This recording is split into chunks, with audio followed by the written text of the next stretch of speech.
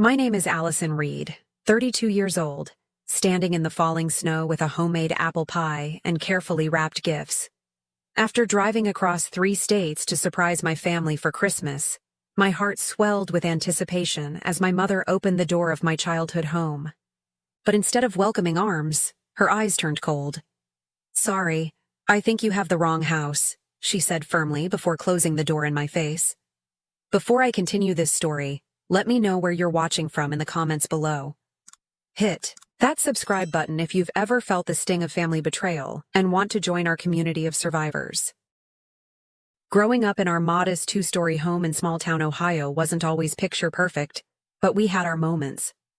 My parents divorced when I was 15, leaving my mother Margaret to raise me and my younger brother Tyler alone. Dad moved to Florida with his new girlfriend, sending birthday cards with $20 tucked inside, that gradually dwindled to just Facebook messages as the years passed.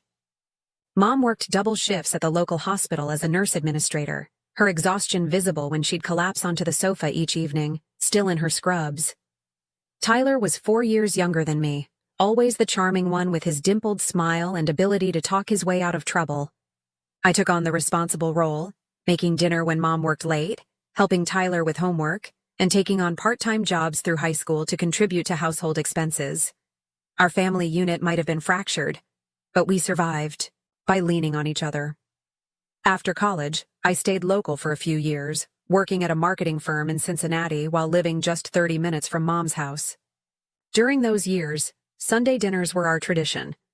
I'd bring groceries, cook for everyone, and we'd watch movies together afterward. Those were comfortable times, though I often felt the weight of being the responsible one, the emotional support for both Mom and Tyler.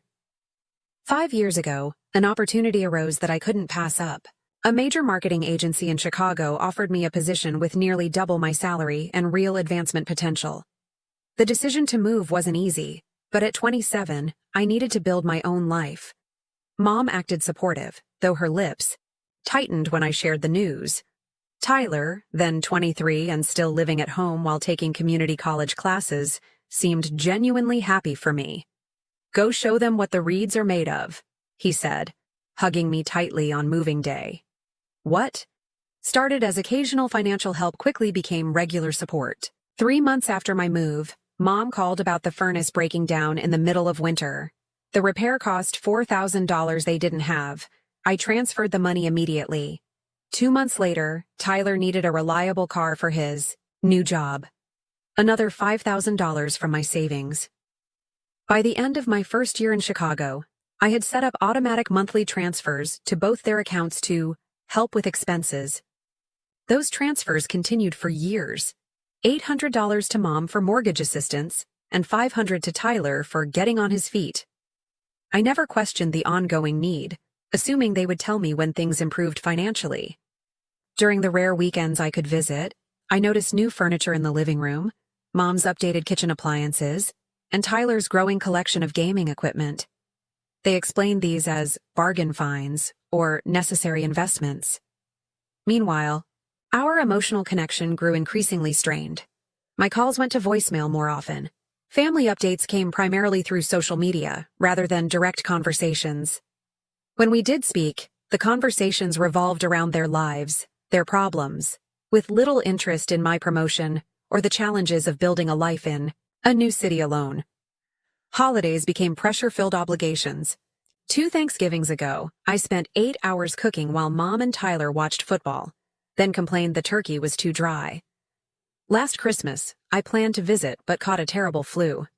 Their disappointment seemed more about the gifts I wouldn't be bringing rather than missing my company.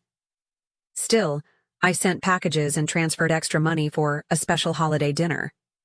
This year was going to be different. I declined a company retreat to Jamaica, arranged coverage for my accounts, and spent weeks selecting perfect presents.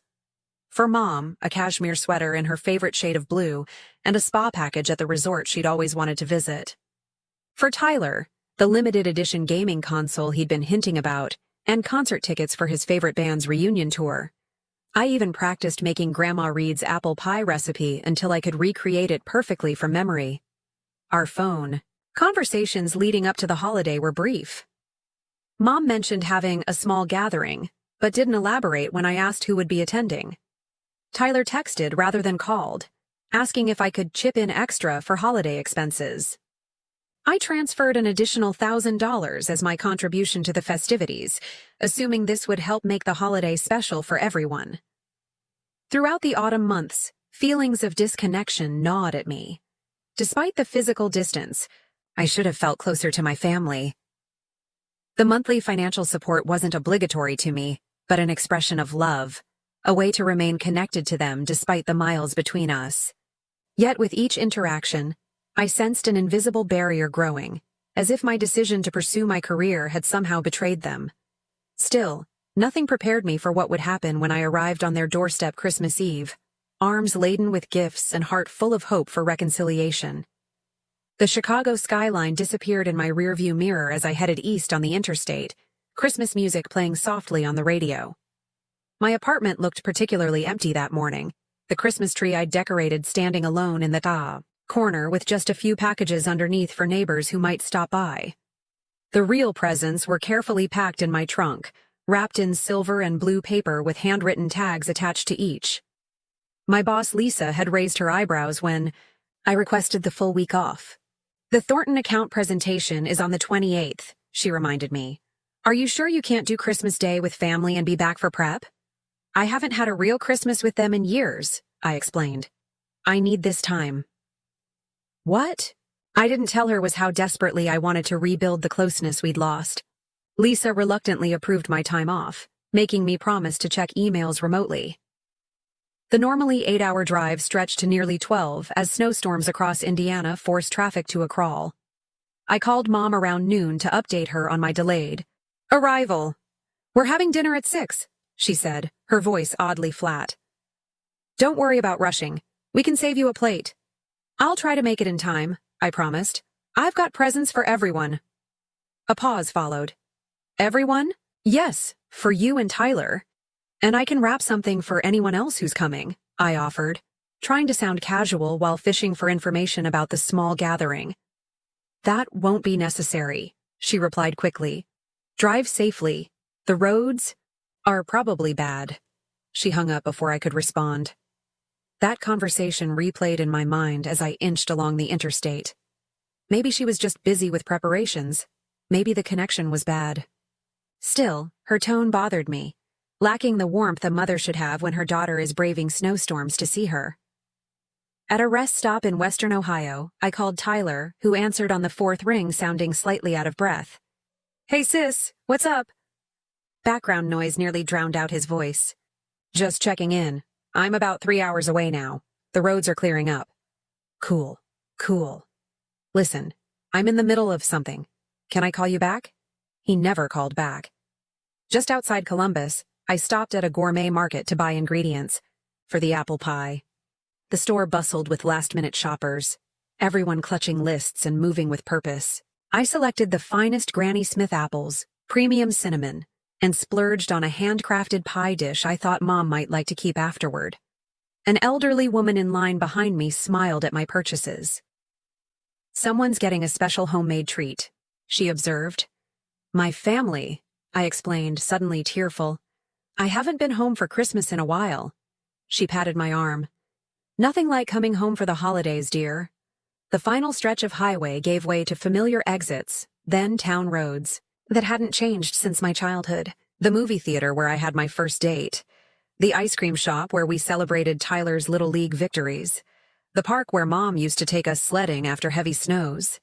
Each landmark triggered memories of simpler times when our family bond seemed unbreakable.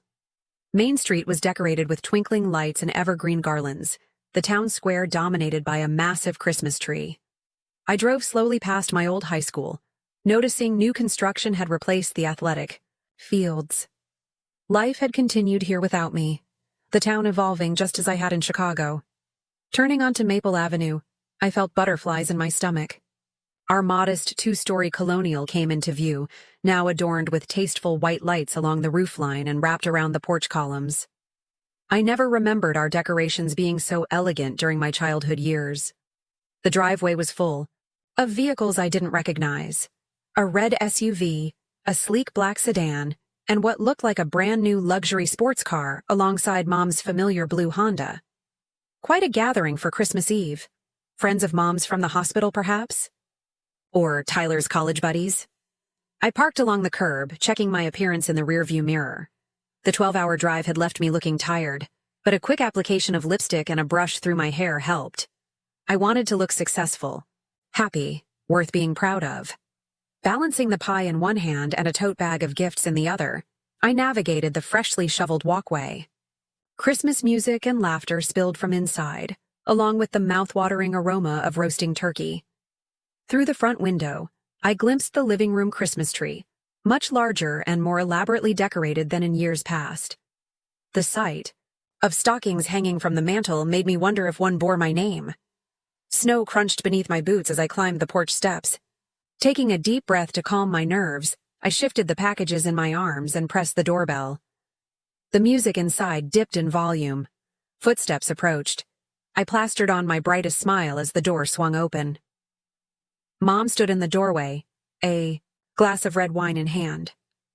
Her hair had been recently colored and styled, her makeup expertly applied. She wore an elegant black dress I'd never seen before, with a sparkling necklace that caught the light. For a split second, joy flashed across her face before being replaced by something entirely unexpected. Alarm. Her eyes widened as she took in my snow-covered boots, the steaming pie in my hands, and the bag of gifts. Behind her, I caught glimpses of people moving about. The dining room tables set with what appeared to be fine china and crystal glasses. This wasn't a small gathering. This was a full-scale holiday dinner party. Mom's fingers tightened around her wine glass as she positioned herself to block my view of the interior. The warm, familiar greeting I'd anticipated never came. Instead, she uttered the words that would shatter my world. "Sorry, I think you have the wrong house," Mom said, her voice carrying just enough volume for anyone nearby to hear. I blinked, certain I'd misheard. "Mom? It's me, Allison." Her expression remained fixed, eyes darting nervously over her shoulder, before returning to me. "I'm afraid you must be confused," she continued with the charade. "There's no Allison here." The pie felt suddenly heavy in my hands. A cold gust of wind sent snowflakes swirling around us on the porch, some landing on the steaming pastry. "Mom, what are you talking about? I drove all day to get here. We talked on the phone earlier." My voice trembled as confusion gave way to the first tendrils of hurt. She leaned forward slightly, lowering her voice. "This isn't a good time, Allison. You should have called to confirm." "I did call. You knew I was coming." The pitch of my voice rose with incredulity. Behind her, a man's voice called out, "Margaret, who's at the door? We're ready for the toast." Mom glanced back into the house before facing me again, her expression hardening. "Like I said, you have the wrong house. Merry Christmas." She began closing the door. "Wait!" I wedged my boot in the narrowing gap. "At least let me give you these gifts. I drove across 3 states. The door paused. For a fleeting moment, I thought she might relent, might invite me in from the cold to join whatever celebration was happening, inside my childhood home. Instead, she whispered, "Not now, Allison. Please just go." "Margaret?" A different voice approached from inside, and suddenly Tyler appeared behind our mother. He wore a button-down shirt and tie, looking more polished than I'd ever seen him. His eyes met mine, widening in recognition, and then, unmistakably, panic. "It's nothing," Mom told him, still maintaining her bizarre pretense. "Just someone who got the wrong address." Tyler stared at me, conflict evident in his expression. For a moment, I thought he might contradict her, might welcome his sister who had faithfully sent him $500 every month for years. Instead, he placed a hand on Mom's shoulder. "Everything okay out here?" he asked, pointedly avoiding addressing me directly. "Fine," Mom replied. "I was just explaining the situation." From the dining room came sounds of laughter and clinking glasses. A woman's voice called out, "Tyler, your girlfriend is telling that hilarious story about your trip to Aspen." Girlfriend? Aspen? With what money had my chronically unemployed brother taken a ski vacation? "I'll be right there," Tyler called back, still not acknowledging me. "To Mom," he murmured. We should get back to our guests. Our guests. Not including me. Mom nodded and faced me again, all pretense of not recognizing me apparently abandoned now that Tyler had joined her. You need to leave, Allison. This is embarrassing for everyone.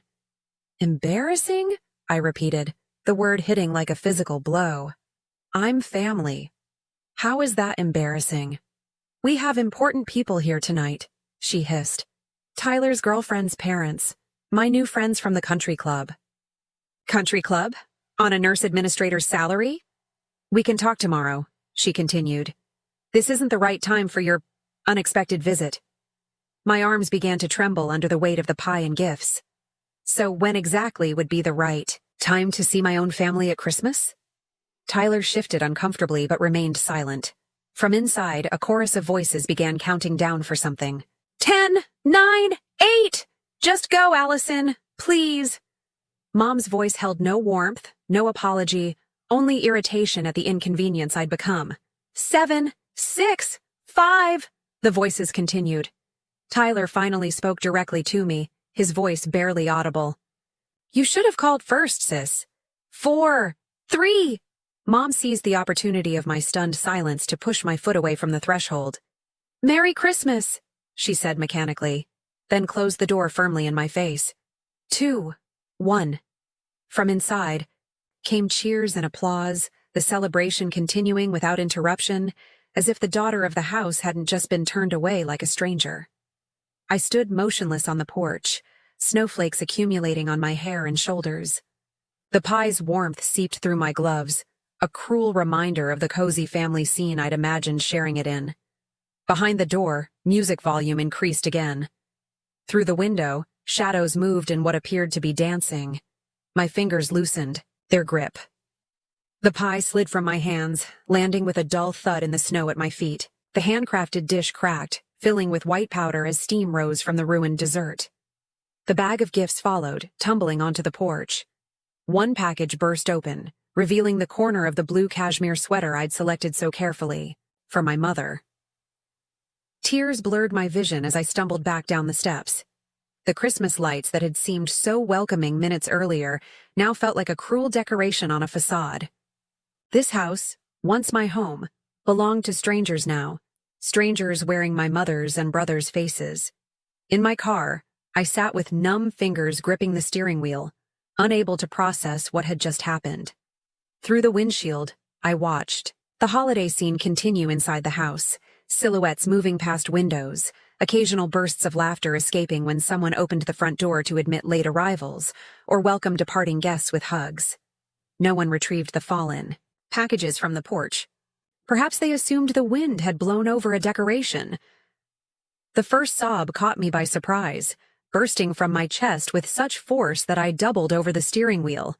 Then another followed, and another, until I was gasping for breath between violent cries that fogged the car windows and drowned out the last Christmas song playing softly on the radio. For 32 years, I'd been Allison Reed, daughter of Margaret, sister of Tyler. In an instant, that identity had been stripped away, on the front porch of the very home where it had been forged. I was no longer family. I was an embarrassment, an inconvenience, a stranger. As tears subsided into hiccuping breaths, I fumbled for my phone, uncertain who I could possibly call in this moment of absolute desolation. Before I could decide, the screen lit up with an incoming call. Tyler's name flashed on the display. With shaking fingers, I accepted the call, pressing the phone to my ear without speaking. What could I possibly say? Allie? Tyler's voice came through, hushed and hurried. Are you still outside? Cleared my throat, willing strength into my voice. I'm in my car. Listen, I'm sorry about what happened. I didn't know you were actually coming today. Mom said you had canceled. Canceled? The word came out as a croak. I spoke to her earlier today. I told her I was on my way. Well, she told everyone you couldn't make it. She's been planning this dinner party for weeks. Important connections for her new business venture. New business venture? My mother had been a hospital administrator for 20 years. What business venture? I asked. The boutique spa she's opening with her new partner, Richard's Investing. He's here tonight. None of this made sense. Mom had never mentioned any Richard or any spa. Tyler, I've been sending mortgage money every month. Is Mom even still working at the hospital? A pause. Not since last year. Look, this isn't a great time to get into all this. I just wanted to tell you not to be upset about tonight. You know how Mom gets about her social standing lately. Having you show up unannounced just threw her off. Unannounced. My voice rose. I've been planning this Christmas visit for months. I sent extra money specifically for holiday dinner. Another pause. Longer this time. When Tyler spoke again, his tone had shifted to something placating. The voice he used when trying to charm his way out of trouble. Don't make this a bigger deal than it is, Allie. Christmas Day is tomorrow. Maybe we can meet somewhere for coffee in the morning, just you and me. Exchange gifts then. The casual dismissal in his voice broke something inside me. All those years of support, of caring, of prioritizing their needs above my own, reduced to a consolation coffee if it could be conveniently fit into his schedule. Fine, I said flatly. I understand. Great. You're the best, sis. Always understanding. Relief flooded his voice. I should get back in there before they notice I'm gone too long. Text me what hotel you're staying at, and I'll call you tomorrow about meeting up. I understand, I repeated, unable to formulate any other response through the numbness spreading. Through me. Perfect. Love you. Merry Christmas. Merry Christmas, Tyler, I whispered. I expected to hear the call disconnect. Instead, there was rustling, muffled sounds. Tyler had failed to properly end the call. His voice returned, no longer speaking to me but to someone in the house, his tone completely transformed from the conciliatory one he'd just used. Crisis averted, he said, followed by what sounded like laughter. She's going to some hotel, totally bought the coffee plan. A female voice responded, too distant to make out the words. I know, right? Tyler continued. She still thinks helping with rent means she's automatically included in everything we do. Like we're obligated to have her around just because she sends money. My entire body went cold as his words registered. Each syllable sliced through years of familial trust, revealing the ugly truth beneath. It's not like she can't afford it, a different voice chimed in. Possibly my mother's. Have you seen her apartment in those Facebook photos? All that travel? She's doing fine without us. Exactly, Tyler agreed. Meanwhile, we're using her money for the things that actually matter to us. She's so desperate to be needed that she never even questions why we always need more. Laughter followed, multiple voices joining in.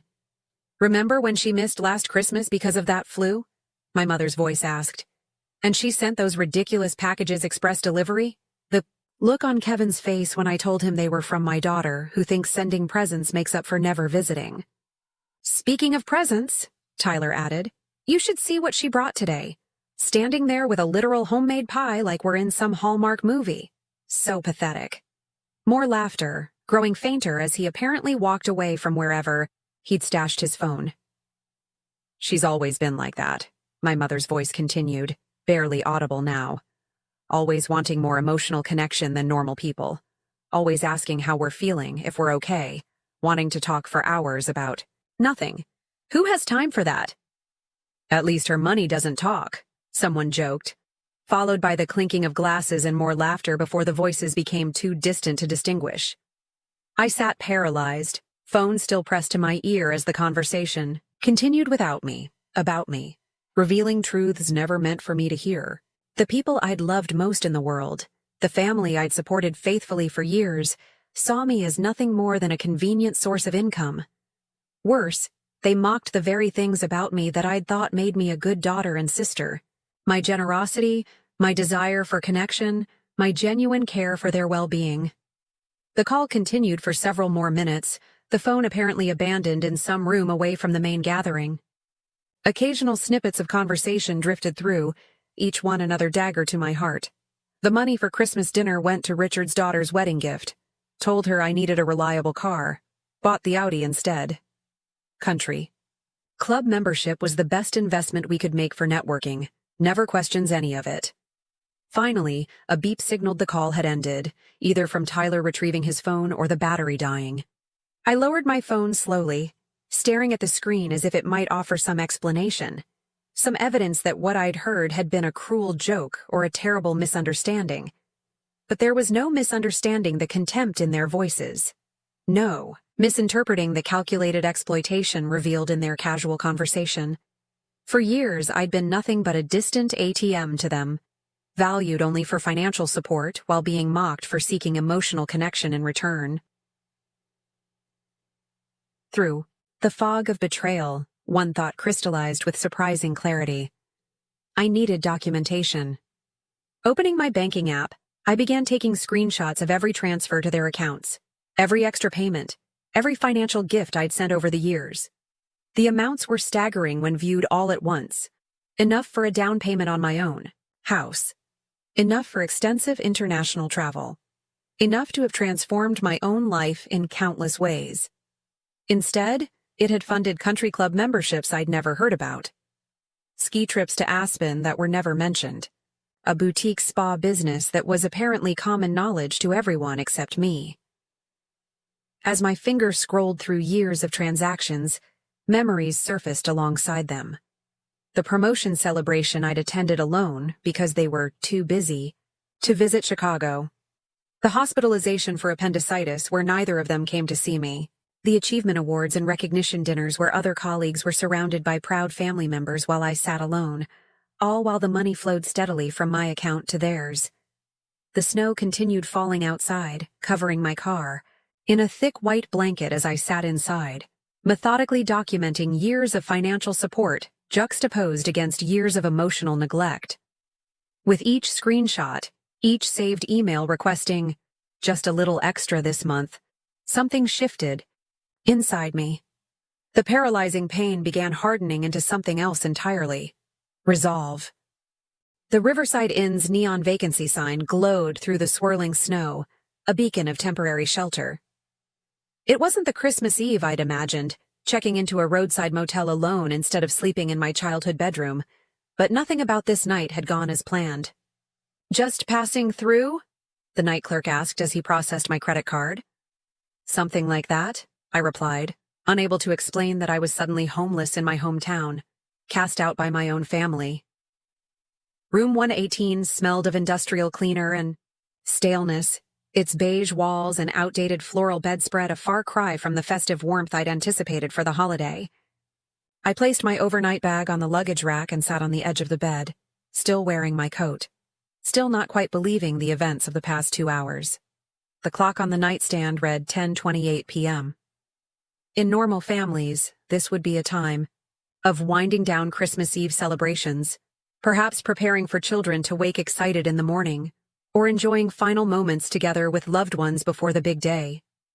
In my family, if I could even call them that anymore, the party at my mother's house was likely still in full swing. My existence already forgotten or worse, served up as an amusing anecdote for their glamorous guests. Sleep was impossible. My mind replayed the rejection at the door, followed by the devastating phone conversation, analyzing each word for any trace of affection or regret. There was none, only calculation, mockery, and casual cruelty. Opening my laptop, I connected to the motel's spotty Wi-Fi and accessed my email. If the verbal evidence I'd overheard wasn't enough, surely there would be written confirmation of their deception. I started with Tyler, searching his name in my inbox. The results were illuminating. Scrolling through years of communication revealed a pattern so obvious I wondered how I'd missed it. Every contact initiated by Tyler followed a predictable cycle. Casual check-in, update on some promising opportunity, subtle or direct mention of financial challenges, request for assistance, effusive gratitude upon receipt, then silence until the next need arose. 10 minutes into my search, I found something even more damning. An email Tyler had forwarded to me accidentally 2 years ago, apparently intended for our mother.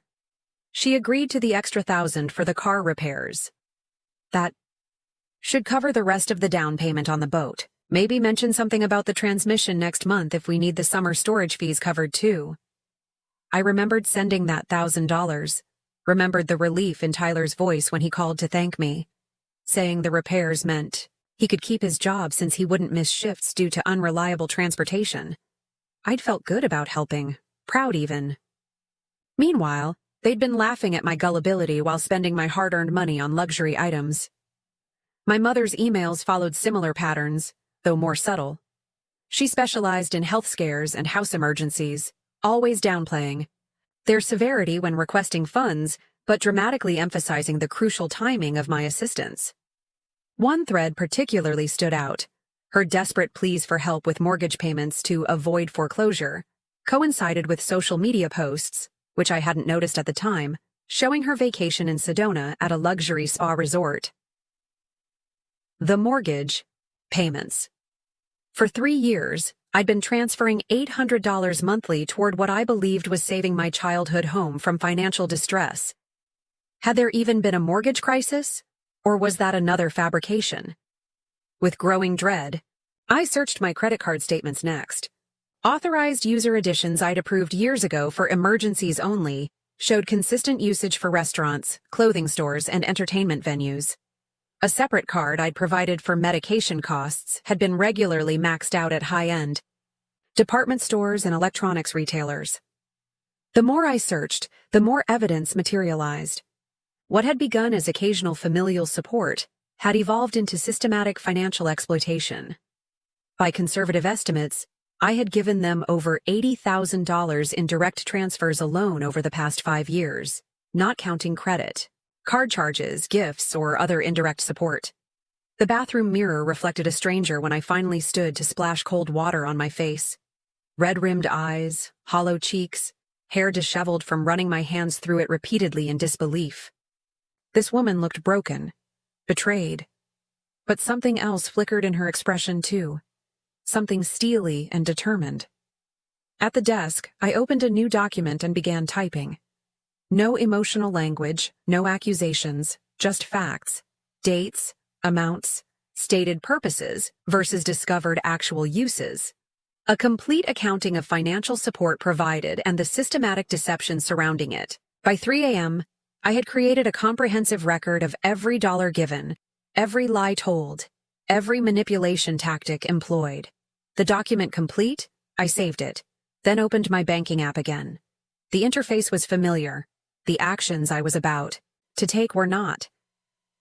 My finger hovered over the screen, a lifetime of family loyalty battling with the undeniable evidence of betrayal. Family doesn't do this to each other, I whispered to the empty room.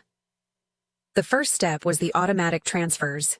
$800 monthly to Margaret Reed, $500 monthly to Tyler Reed.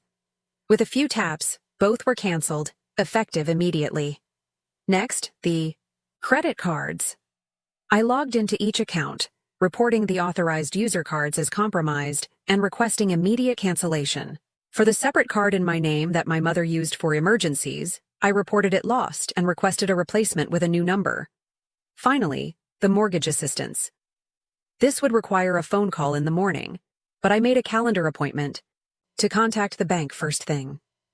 Each action brought a strange mixture of pain and liberation.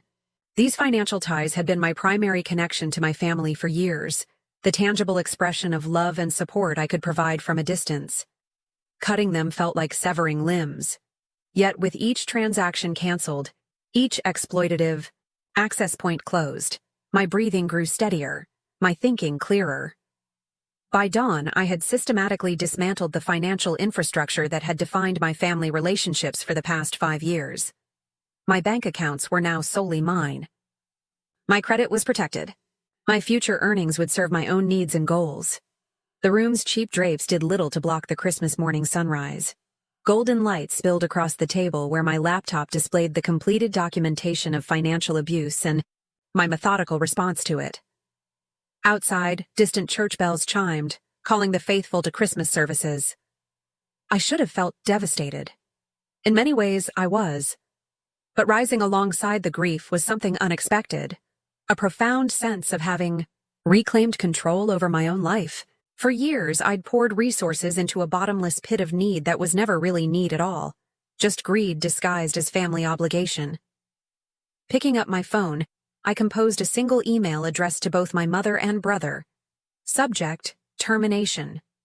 Of financial support effective immediately, I have canceled all automatic transfers, removed authorized users from my credit accounts, and will no longer be providing financial assistance of any kind.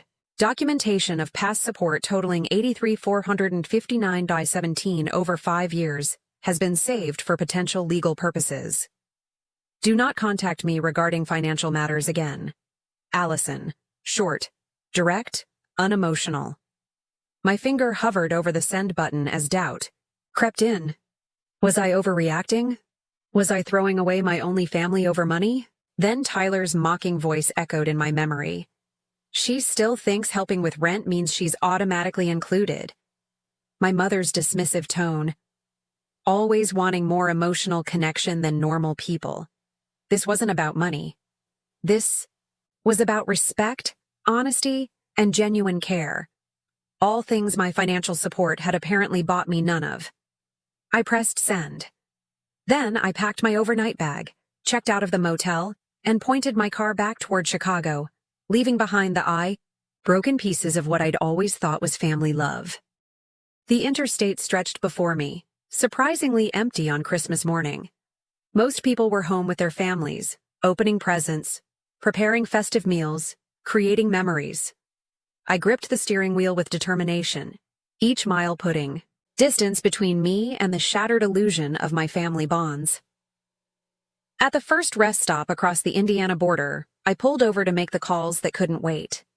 The bank's customer service operated with a skeleton crew for the holiday, but after explaining my situation as a possible fraud case, I was transferred to their security department. So you've been sending regular payments labeled as mortgage assistance to this other party? The representative clarified. Yes, for 3 years. But I now have reason to believe there may never have been a mortgage issue at all. My voice remained steady, professional, as if discussing someone else's situation. I understand. We're placing an immediate stop on any pending transactions to these accounts. Our fraud department will contact you after the holiday to discuss possible recourse options for misrepresented transactions. One by one, I methodically closed every financial pipeline that had flowed from me to them. Credit card companies, payment apps, the investment account I'd established for Tyler's future business plans. Each representative expressed holiday sympathies while processing my requests without question. Financial self-protection, it seemed, was something they understood all too well, even on Christmas Day. The final call was to my landlord in Chicago, from whom I'd been subletting the garden apartment in my building to Tyler at a significant discount for the past 2 years. He had claimed to be between places temporarily while building his savings. Given what I now knew about ski trips to Aspen and luxury cars, this too had likely been a convenient fiction. I'll need to terminate the sublease agreement with my brother, I explained to Mr. Kaplan. I've just learned he's been misrepresenting his financial situation. That's unfortunate, the elderly landlord replied. Especially on Christmas. Family troubles are the worst kind.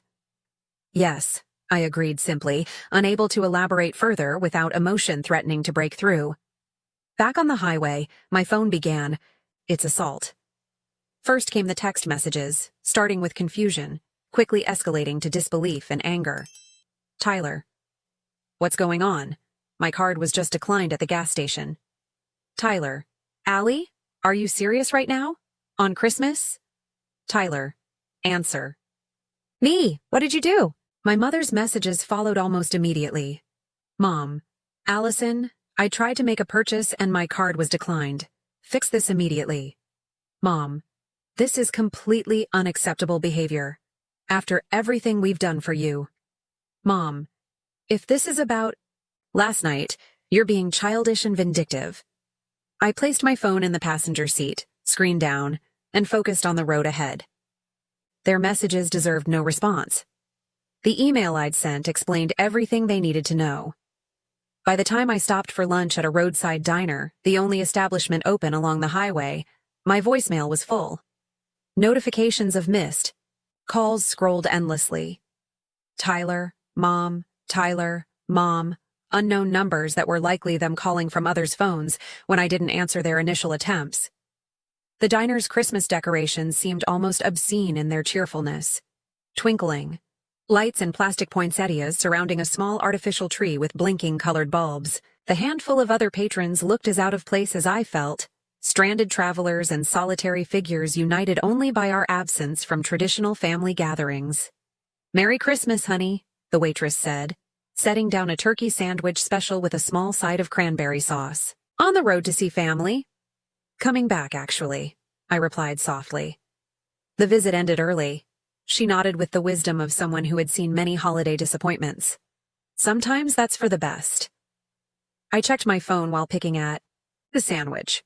23 missed calls, 38 text messages, 7 voicemails, and now, emails beginning to arrive.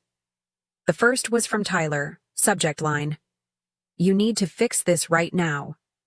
The message contained no greeting, just a series of demands. "Whatever game you're playing needs to stop. I have bills due Monday. The party last night cost more than expected, and I'm already overdrawn. Mom is hysterical. Her business partner is waiting for her portion of the investment, and now she can't access the money. You had no right to cut us off without warning. You're punishing us because you felt left out of one dinner. Grow up and turn the cards back on immediately." My mother's email arrived minutes later, its tone fluctuating between righteous indignation and manipulative guilt. "I don't know what kind of breakdown you're having, but this is beyond unacceptable.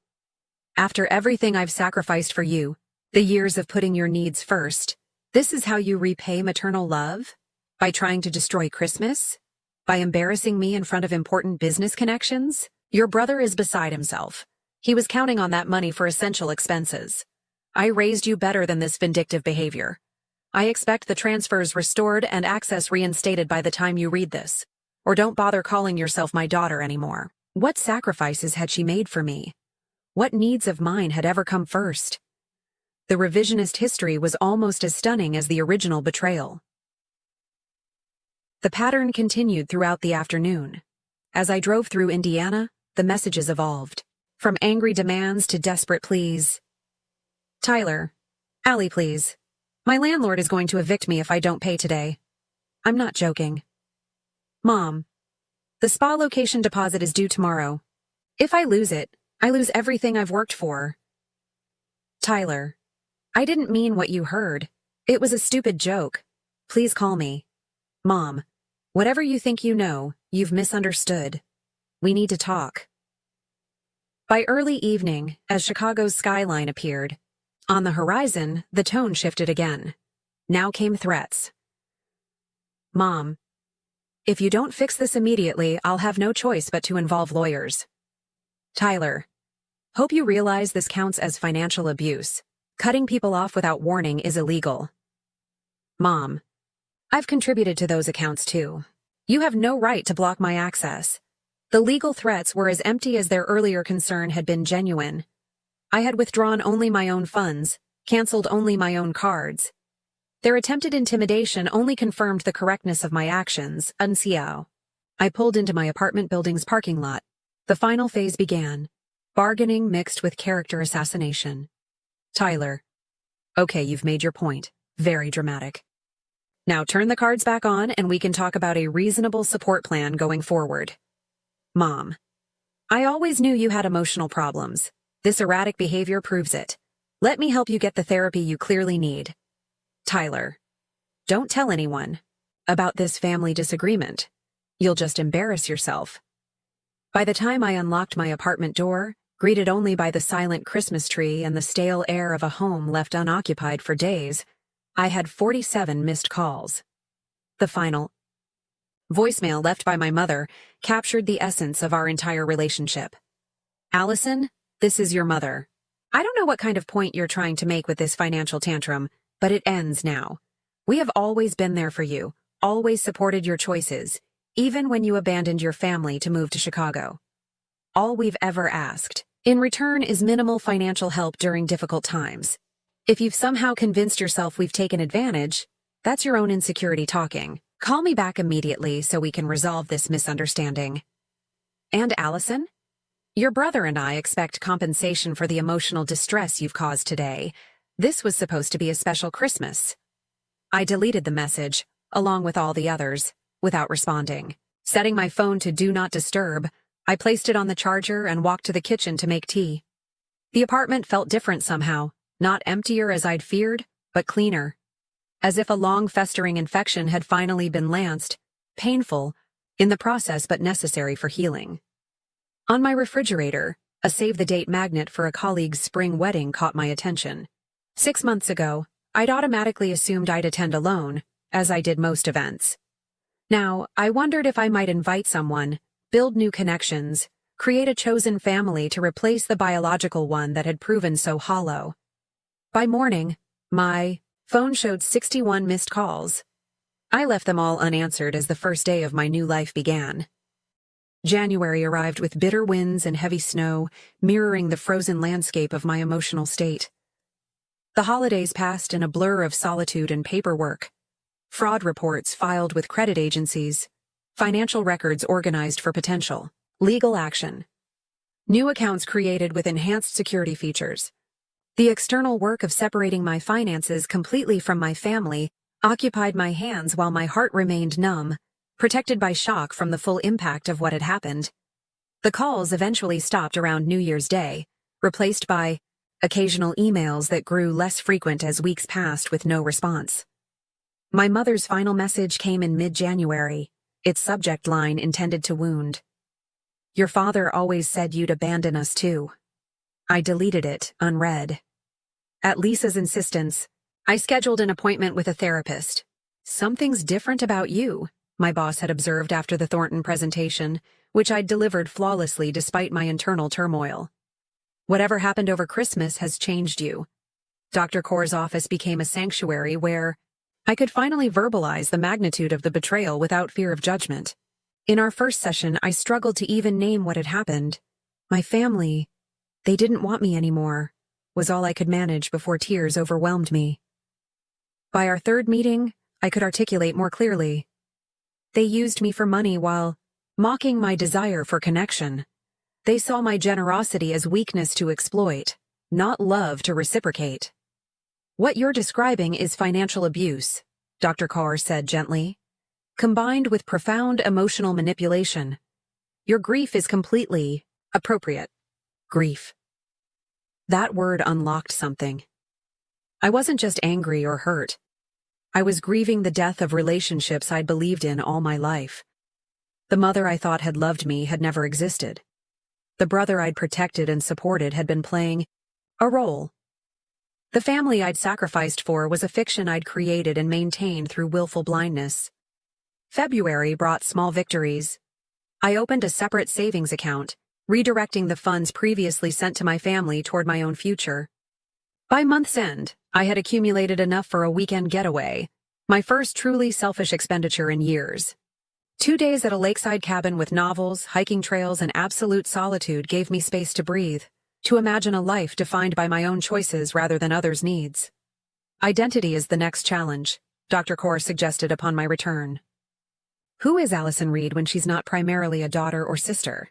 When she's not defined by caretaking or financial support? That's what you get to discover now. The question haunted me through March's thaw. Without family obligations draining my energy and resources, unexpected space opened in my life. I accepted dinner invitations from colleagues I'd previously been too busy to get to know. I joined a weekend photography class, rekindling an interest abandoned years ago when family emergencies consistently interrupted my hobbies. One evening in early spring, my downstairs neighbor Clara invited me for coffee. An elderly widow whose children lived overseas, she had always greeted me warmly in passing, but we'd never moved beyond pleasant small talk. "I notice you stopped rushing out of town on holidays," she observed, serving homemade lemon cake alongside strong coffee. Family troubles? Something about her direct kindness broke through my practiced deflections. I discovered my family was using me for money while actively excluding me from their lives. Instead of the awkward sympathy I'd come to expect, Clara nodded matter-of-factly. "My son in Australia did something similar, convinced me to sell my summer cottage to fund his business, which turned out to be a yacht." Her frankness startled a laugh from me. "What did you do?" "Cut him off completely for 2 years. When he finally came back apologizing, I had conditions. Real accountability. Regular contact that wasn't about money. 5 years later, we're rebuilding something healthier." She poured more coffee. "Not saying that's your path, mind you. Some relationships can't and shouldn't be salvaged. That conversation marked a turning point. Clara introduced me to her weekly card group, 4 women and 2 men in their 60s and 70s who welcomed me without question. They taught me canasta, shared stories of their own family complications, and never probed when topics became uncomfortable. With them, I experienced community without obligation, affection without exploitation. By summer, my professional life blossomed alongside these new personal connections. The energy previously consumed by family drama now fueled creative projects. At work, Lisa promoted me to lead our agency's newest high-profile account. My savings grew steadily. I began researching first-time homebuyer programs, imagining routes of my own choosing. When Clara's building elevator broke in July, I naturally helped organize a schedule of neighbors to assist with groceries and errands. My contribution evolved into Sunday dinners in her apartment, cooking skills once used to nurture my ungrateful family now serving to build genuine friendships. Other neighbors joined occasionally, creating an impromptu chosen family that expanded. With each gathering, "You're good at creating connection," Clara observed one evening as we washed dishes together. That was never the problem. The problem was the people you were connecting with didn't deserve it. As Thanksgiving approached, the holiday anxiety I anticipated felt surprisingly distant. When Clara asked about my plans, I hesitated only briefly, before suggesting we host dinner together for our growing circle of friends. The meal we created bore no resemblance to traditional family gatherings of my past. No tension, no calculated exchanges, no keeping score. Just genuine appreciation and the comfortable silence of people who enjoy each other's company. Christmas loomed larger in my emotional landscape. Dr. Carr suggested confronting it directly, rather than pretending the anniversary of my family severance didn't matter. "What would a healing Christmas look like for you?" she asked in our early December session. The answer came with unexpected clarity. Rather than seeking replacement family experiences, I wanted to transform the holiday's meaning entirely. I signed up to volunteer at a community center serving Christmas dinner to isolated seniors and struggling families. The center director mentioned they lacked gifts for several seniors on their list. "I could help with that," I offered, thinking of the fulfillment I'd once found in selecting perfect presents for people who had secretly mocked my efforts. Shopping for strangers who would genuinely appreciate the thought behind each gift brought unexpected joy. I took care learning the seniors' histories from center staff, selecting items that acknowledged their individuality rather than just their needs. A vintage jazz record for Mr. Washington, who had played saxophone in clubs across Chicago in his youth. A cashmere scarf in her favorite shade of purple for Mrs. Diaz, who had taught art before arthritis claimed her dexterity. On Christmas Eve, exactly 1 year after standing shocked and rejected on my mother's porch, I helped decorate the community center. No elaborate display like my mother's precisely arranged decor, just cheerful paper chains made by children and mismatched ornaments, donated over years. The authenticity felt more beautiful than any polished presentation. Christmas morning dawned clear and cold. Before heading to the center, I logged into my banking app and made an anonymous donation to a family support nonprofit, deliberately choosing one that specialized in helping people establish financial independence from toxic relationships. The amount matched exactly what I would have sent my mother and brother in holiday extras the previous year. The community center buzzed with activity when I arrived. Volunteers in Santa hats served food, distributed gifts, and simply sat talking, with attendees who had no one else to spend the day with. I found myself assigned to Mrs. Chen's table, a 92-year-old former mathematics professor, whose sharp wit and observation skills reminded me of Clara. "First time volunteering?" she asked between bites of turkey. "Yes. First Christmas since I lost my family." She studied me with keen eyes. "Lost as in died, or lost as in discovered they weren't worth keeping?" "The second one," I admitted, surprised by my own candor. She nodded. "Been there. Married 47 years to a man who had a second family in Detroit. Found out when he died and they showed up at the funeral." She patted my hand. "You'll survive. Might even like the person you become after." In April, almost 16 months after the Christmas rejection, I was walking through downtown Chicago when I glimpsed a familiar face.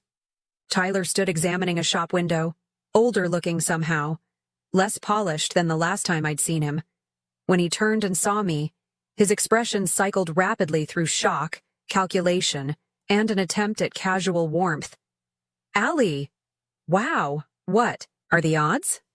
He stepped toward me, arms outstretched as if for a hug. I maintained my distance, nodding politely. "Tyler, I didn't know you were in Chicago. Just for a conference." His eyes assessed me, undoubtedly noting my new haircut, the tailored coat, the general aura of well-being I'd been told I now projected. "You look good. Really good." "Thank you. I am good." The simple truth of that statement surprised me. An awkward silence followed. He shuffled his feet, clearly uncomfortable with my lack of questions about his life or my mother. "Listen," he finally began, "about what happened." "It's in the past," I interrupted calmly. "I've moved forward." His expression flickered between relief and disappointment. Relief at being spared accountability. Disappointment at not getting whatever reaction he'd anticipated. "Mom asks about you sometimes," he offered, an obvious lie. "I hope you're both well?" The words contained no rancor, just polite distance. "We've been struggling, actually. The spa business failed. Mom had to sell the house." His eyes watched for any sign of sympathy or guilt. "We've had to start over almost from scratch. 5 years ago, I would have immediately offered help. 2 years ago, I would have felt vindicated by their struggles. Today, I felt nothing but peaceful detachment." "Life has challenges for everyone," I replied simply. "I should get going. I have dinner plans." His expression hardened slightly. "Still holding a grudge, then? After all this time?" I smiled, genuinely amused by his misinterpretation. "No grudge, Tyler. No anger, no resentment, just boundaries. I wish you the best, sincerely, but my life doesn't include you anymore." As I walked away, he called after me. "Family is supposed to be forever, Allie." I turned briefly. "True family is. What we had wasn't family. It was exploitation dressed up as obligation." My voice remained gentle, the realization long since processed and accepted. "Goodbye, Tyler." That evening, I shared the encounter with my dinner companions. Clara, 2 neighbors from our Sunday group, and colleagues from work who had become genuine friends. Their supportive responses contained no pressure, no expectations, no implicit demands. Just authentic care. As plates were cleared and dessert arrived, I looked around the table at these people who had entered my life only after I'd cleared away the debris of false family ties. None of them were perfect. All had flaws and complications.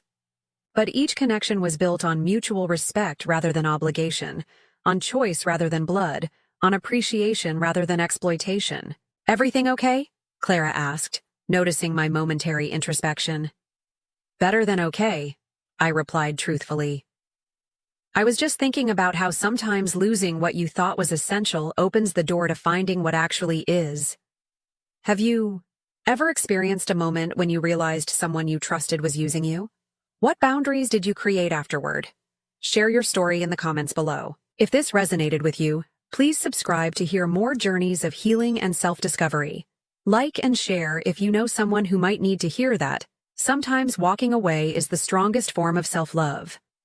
Thank you for being part of this healing journey with me, and remember, family is defined by love and respect, not DNA or obligation.